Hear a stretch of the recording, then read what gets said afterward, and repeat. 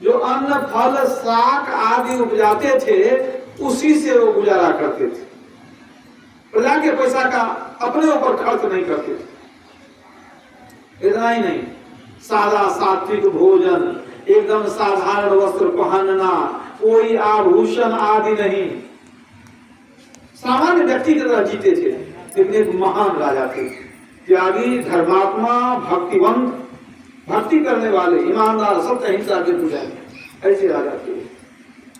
एक बार नगर में कोई बहुत बड़ा उत्सव हुआ, बहुत लोग वहां जमा हुए थे। राजा रानी भी गए उत्सव में भाग लेने के लिए, एक सामान्य व्यक्ति की तरह। और वहां राज्य की बहुत सी स्त्रियां आई हुई थी, बहुत से लोग आए हुए थे। अब कोई मेला में जाते हैं या उत्सव में जाते हैं तो अच्छे अच्छे वस्त्र पहन कर जाते हैं, आभूषण से सज करके जाते हैं। तो वहां भी जो महिलाएं आई थी, बहुत सी ऐसी महिलाएं थी जो खूब सुंदर सुंदर कपड़े पहनी हुई थी, सुंदर सुंदर आभूषण से सुसज्जित थी। रानी भी वहां गई तो इसके तो तन पसारा वस्त्र और आभूषण भी नहीं। तो उन महिलाओं ने कहा कि रानी आप तो हमारी मालकिन है, रानी है आप, तो ये साधारण वस्त्र शोभा नहीं देता है, अच्छा नहीं लगता है कि हम लोग अच्छे अच्छे वस्त्र पहनते हैं कि आपके शरीर पर आभूषण भी नहीं है और कपड़े भी साधारण है, ये अच्छा नहीं लगता है। उत्सव में भाग लेने के बाद जब वहां से राजा रानी लौट कर आ गए तो रानी के दिल को ये बात चुभ गई, ठेस लग गई। महिलाओं ने जो कह दिया तो रात में अपने पति को बतलाती हैं कि महाराज हमारी तो बेइज्जती हो गई, उत्सव में तो गए थे लेकिन बेइज्जती हो गई। कहा कैसे बेइज्जती हो गई? कहा महिलाएं सुंदर सुंदर वस्त्र पहनी हुई थी, उसके शरीर पर गहने भी थे।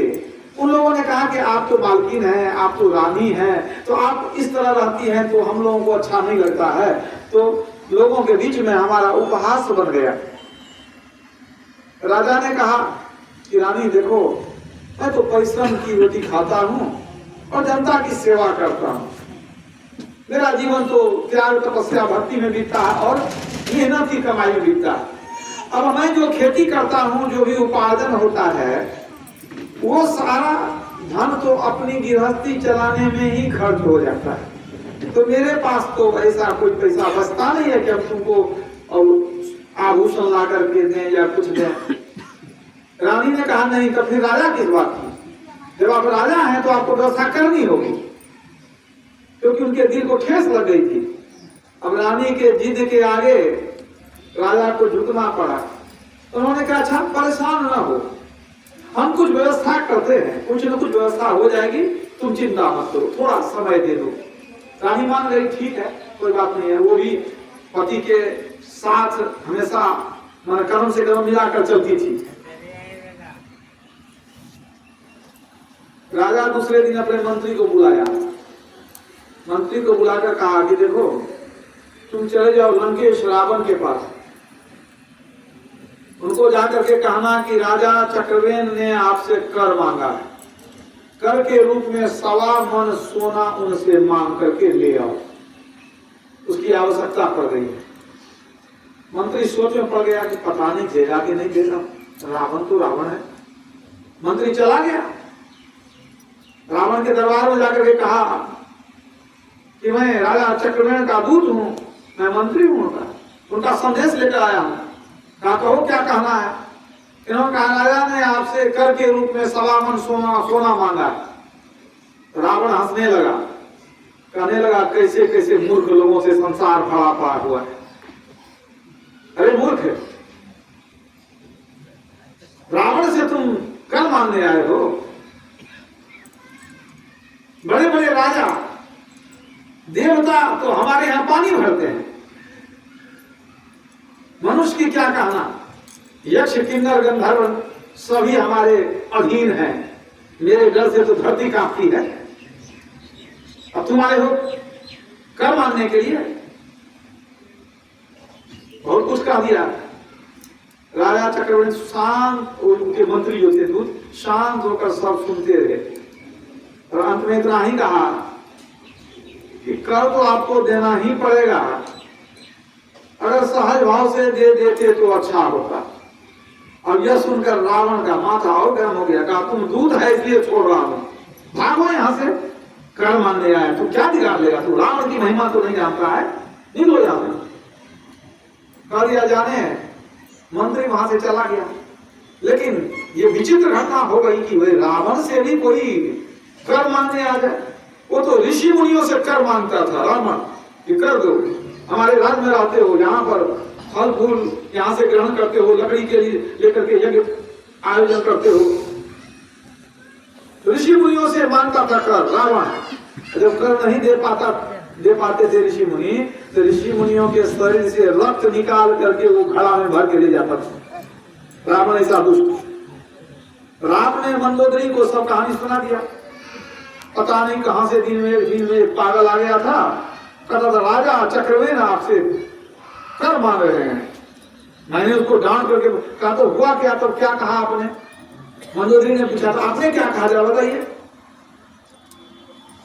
रावण किसी को कर देता है, तुम रावण की महिमा नहीं जानती हो, तुम पूछती हो क्या आपने क्या कहा, मैं क्या कहता, मैंने डांट करके उसको भगा दिया। मंदोदरी पतिव्रता थी, धर्मात्मा थी, राजा चक्रवेन के महिमा को जानती थी।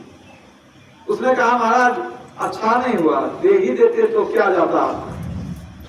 रावण गरजने लगा, तुमको अपने पति पर भरोसा नहीं है, तुम मेरी महिमा नहीं जानते हो, सारा संसार हमसे कांपता है, ये राजा चक्रवेणी क्या है, क्या बिगाड़ लेगा मेरा। मंदोदरी ने समझाया लेकिन वो माने नहीं। सुबह उठ करके फिर राज दरबार में रावण आ गया, फिर देखता है वही दूत दोबारा आ गया। कहा महाराज आपने क्या सोच विचार किया, कुछ सोचा आपने रात भर में? और डांट करके कहा निर्लज्ज, मैं क्या सोचूंगा, तुमको मैंने कह दिया कि हाँ देवता लोग पानी भरते हैं, तुम्हारा राजा किस खेत की मूली है, क्या बिगाड़ लेगा मेरा, मैं रावण हूं, मेरे डर से दुनिया कांपती है, मुझको लोग कर देते हैं, मैं किसी को कर नहीं देता। वो सब शांत भाव से सुनता रहा। अंत में कहा ठीक है महाराज, आपने जो बात कही मैं सुन लिया, थोड़ा सा चला गया टहलने के लिए समुद्र किनारे। रावण तो बलशाली भी था, मायावी भी था, वो किसी डरता भी नहीं था। कहा चलो तुम्हारी अंतिम इच्छा पूरी कर देते हैं, चलो कहाँ चलना है। सोचा इधर करेगा तो इसको जान मार देंगे। समुद्र के किनारे वो मंत्री और रावण दोनों चला गया। कहा महाराज यहाँ आप रुकिए। बालू से सुंदर लंका का पूरा किला बना दिया। कौन? मंत्री। बालू से ही बनाया किला, जो लंका है वो पूरा किला बना दिया। और लंका में जाने के 4 दरवाजे थे, तो चारों दरवाजा बना दिया सुंदर सा। अब पूछता है मंत्री कि राजन ये किला आपको कैसा लगा? कहा तुम तो बहुत बड़ा कारीगर निकला, हूबहू जैसी मेरी लंका है तो तुमने वैसा ही किला और भवन बना दिया है, बहुत सुंदर बनाया। मुझे पता नहीं था कि तुम एक दूत होने के साथ साथ अच्छे कारीगर भी थे। अच्छा महाराज अभी और कुछ देखने के लिए बाकी है, अभी और कुछ दिखाता हूं। उसने क्या किया, मंत्री ने, वो कहता है कि रावण कर नहीं दे रहा है, राजा चक्रवेन की दुहाई, कह करके एक हाथ मारा उस किला के एक कोना पर। और जैसे एक हाथ मारा तो एक कोना ढह गया, किला जो बनाया था मिट्टी का। अब जब वो कहा राजा चक्रवेन की दुहाई, एक हाथ मारा तो किला जो ढह गया कोना, तो रावण हंसने लगा कि पागल की तरह करता है। और जैसे एक कोना ढहा, उलट करके देखता है तो रावण के किला का वास्तव में एक कोना पूरा गिर चुका था। एक कोना गिर चुका था, रावण हरवा गया। मंत्री ने कहा महाराज अब आप ही बताइए कि आप कर देंगे कि हम पूरे किला को नीचे गिरा दें? मुझे और 2 हाथ देना पड़ेगा, ये पूरा किला बैठ जाएगा। चुप हो, सब काम हो जाएगा, तेरा क्या चाहिए सब मिल जाएगा, मत कुछ बोलो, चलो यहाँ से।